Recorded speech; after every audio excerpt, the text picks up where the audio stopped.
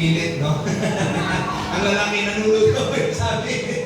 So ngayon po, tunayan natin, hawakan natin ang ating asawa. This is a legal public show of affection. Hindi tama ito sa public. Pero ngayon ay reaffirmation of vows. Kailangan po ito. Ready? Bibilang kami ng 10, ay tatlo pala. At pagbilang ng 3, pag nagdikit ang labi, ay bibilang kami ng 10 bago maghiwalay. Liwanag po. Okay, para sa picture taking.